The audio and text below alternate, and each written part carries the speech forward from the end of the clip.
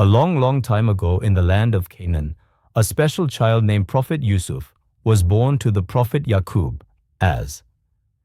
He was one of 12 sons, but even as a young boy, he was known for his piety and gentle nature, which made him truly special in his father's eyes. One night, the young Yusuf had a wonderful and mysterious dream. He ran to his father, Prophet Yaqub, and said, "O my father, I saw a magnificent dream. I saw 11 stars, and the sun and the moon, and they were all bowing down before me." Prophet Yaqub, being a prophet himself, understood the great meaning behind this dream. He knew that Allah had chosen Yusuf for a high station and prophethood. He felt immense joy, but also a sense of caution. He said to his son, "My dear son, do not tell your brothers about this dream. They may become jealous and plot against you, for Satan is a clear enemy to man." Yaqub knew that his other sons already felt a deep envy because he showed so much love and affection for his two youngest sons, Yusuf and his little brother Benjamin. Just as Yaqub had feared, the hearts of the other 10 brothers were filled with jealousy. They would talk amongst themselves and say, "Why does our father love Yusuf and his brother more than us? We are a strong group, and we are the ones who work hard. Our father is clearly mistaken." Their envy grew so strong that it blinded them, and they began to plan a terrible act. One of them said, "Let's kill Yusuf, or throw him into some distant land. Then our father's love will be for us alone. After we have done this, we can repent and become righteous people again." However, one of the brothers felt a prick of conscience.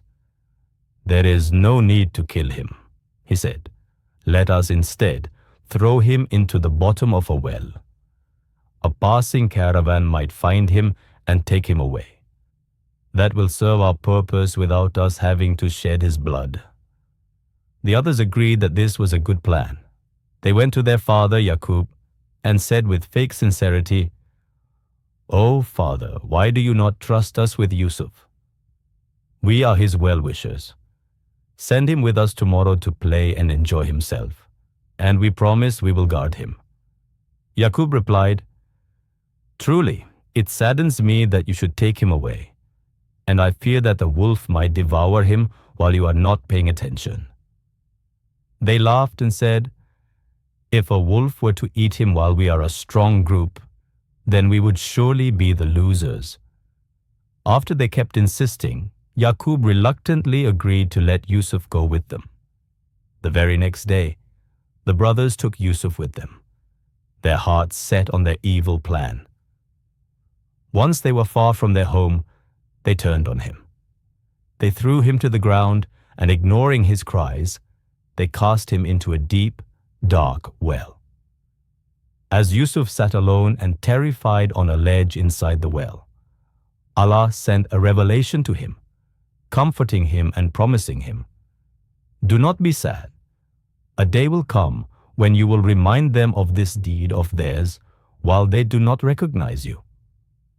The brothers then took a goat, slaughtered it, and smeared its blood on Yusuf's shirt. That evening, they returned to their father, weeping loudly. "O our father," they cried, "we went racing with one another and left Yusuf with our belongings, and a wolf ate him. But you will not believe us even though we are telling the truth." As proof, they showed him the shirt stained with blood. But Yaqub was a prophet, and his heart told him they were lying. He looked at the shirt and saw that it was not torn or ripped. He said to them, "No, your souls have made up a story for you. So for me, patience is most fitting, and it is Allah alone whose help can be sought against what you describe." Yusuf remained in the well until a caravan traveling to Egypt stopped to get water. When a man lowered his bucket, Yusuf grabbed onto the rope. The man was shocked to pull up not water, but a beautiful young boy. The travelers were overjoyed. knowing they could sell him in the markets of Egypt for a handsome price. They took him to Egypt and sold him as a slave for a few silver coins. The man who bought him was the Aziz, the chief minister of Egypt. He took Yusuf home and told his wife, Zulaikha, "Make his stay comfortable. Perhaps he may be of benefit to us, or we may adopt him as a son." And so, Yusuf began a new life in the palace of the Aziz, growing into a handsome, wise, and trustworthy young man. As Yusuf grew older, his beauty became legendary. Zulaikha, the wife of the Aziz, found herself completely captivated by him. Her admiration turned into a deep obsession, and she began to desire him. One day, when they were alone, she locked all the doors and said, "Come to me." Yusuf, being a righteous prophet of Allah, was horrified. He replied, "I seek refuge in Allah. Indeed, your husband is my master, who has made my stay excellent. Indeed, wrongdoers will not succeed." He turned and ran towards the door to escape. Zulaikha chased after him and grabbed his shirt from behind, tearing it in her struggle. At that very moment, the door opened, and her husband, the Aziz, was standing right there. To save herself, Zulaikha immediately lied. "What is the punishment for one who intended evil for your wife, except that he be imprisoned or given a painful punishment?" she cried. But Yusuf defended himself, saying, "It was she who tried to seduce me." A wise member of the household then offered a solution. If his shirt is torn from the front, then she has told the truth, and he is of the liars. But if his shirt is torn from the back, then she has lied, and he is of the truthful. When the Aziz saw that the shirt was torn from the back, he knew his wife was lying. He turned to her and said, "Indeed, it is of your plan. Indeed, your plan is great." The story of the incident spread like wildfire among the noble women of the city. They gossiped, "The wife of the Aziz is trying to seduce her slave. Indeed, she is in clear error." When Zulaikha heard their taunts, she devised a plan to show them why she had lost control. She invited them all to a grand banquet. She gave each woman a plate of fruit and a sharp knife. Then, she called for Yusuf to come out before them. When the women saw Yusuf's angelic beauty, they were so stunned and mesmerized that they lost all sense of their actions. Instead of cutting the fruit, they cut their own hands, not even feeling the pain. "This is not a human being," they exclaimed. "This is none other than a noble angel."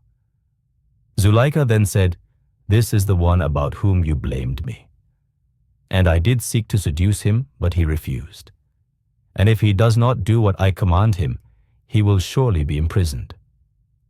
Yusuf, seeing the immense pressure and temptation around him, turned to Allah and prayed, "My Lord, prison is more to my liking than that to which they invite me." And so, to protect the family's honor and quiet the scandal, the Aziz, despite knowing Yusuf was innocent, had him thrown into prison. Yusuf spent many years in prison. There he met two other prisoners, the king's cupbearer and his baker. Both had strange dreams, and seeing Yusuf's righteousness, asked him to interpret them. Yusuf correctly foretold that the cupbearer would be freed and serve the king again, while the baker would be executed. He asked the cupbearer, "Mention me to your lord, the king, when you are free." But Satan made the cupbearer forget, and Yusuf remained in prison for several more years. Then the king of Egypt had a terrifying dream. He saw 7 fat cows being eaten by 7 lean cows, and 7 green spikes of grain being replaced by 7 dry ones. He was deeply disturbed and asked all his magicians and advisors, but no one could explain its meaning. It was then that the cupbearer finally remembered Yusuf. He rushed to the king and told him about the man in prison who could interpret dreams. The cupbearer was sent to Yusuf, who explained the dream. You will plant for 7 years consecutively, and what you harvest, leave it in its spikes, except for a little from which you will eat. Then will come after that 7 difficult years, which will consume what you have stored, except a little of what you will preserve. Then will come after that a year in which the people will be given rain, and in which they will press wine and oil.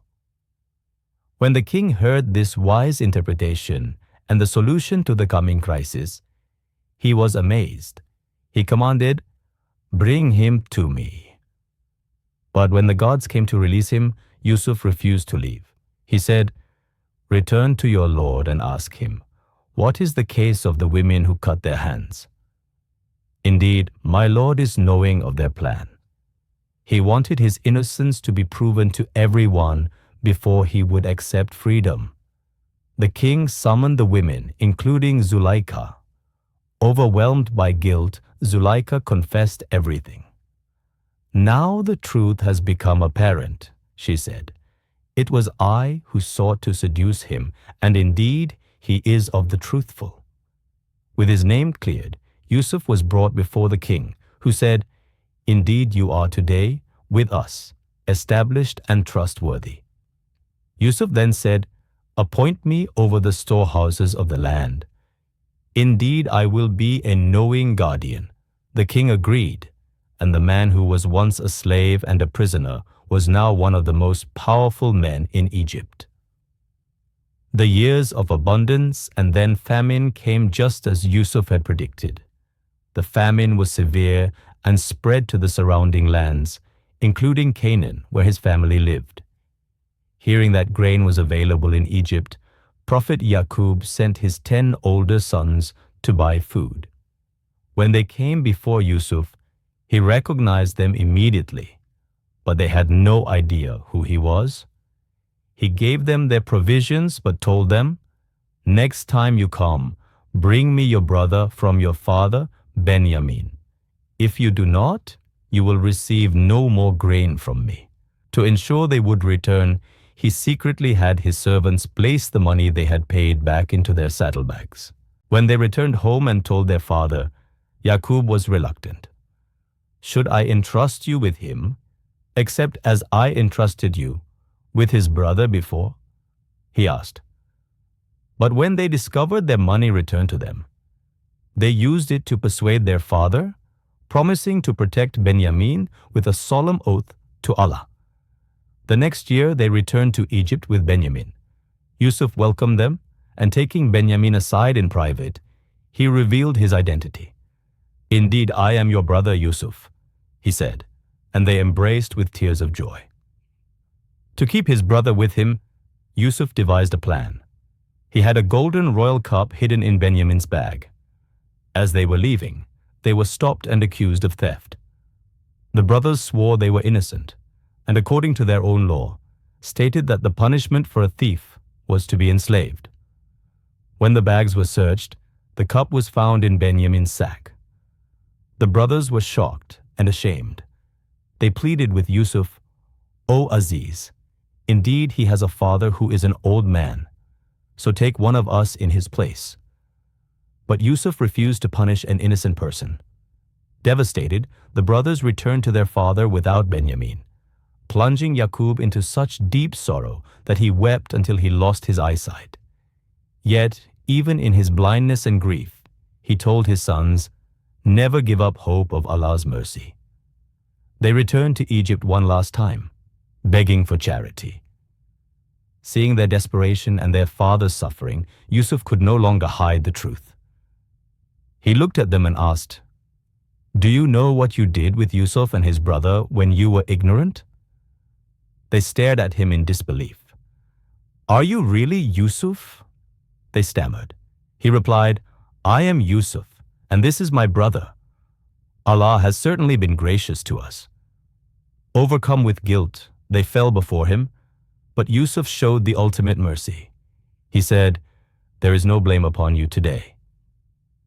May Allah forgive you, and He is the most merciful of the merciful." He gave them his own shirt and said, Go with this shirt of mine and cast it over the face of my father. He will regain his sight. And bring me your family, all together." When the brothers returned and placed the shirt on Yaqub's face, his vision miraculously returned. Finally, the entire family traveled to Egypt. When they were all reunited, Yusuf raised his parents upon a throne, and they and his 11 brothers bowed down before him. With tears in his eyes, Yusuf turned to his father and said, "O my father, this is the interpretation of my dream of old. My Lord has made it come true." Yusuf lived out his days in Egypt, a beacon of faith, justice, and forgiveness, forever remembered for his patience through unimaginable trials and his unwavering trust in the perfect plan of Allah.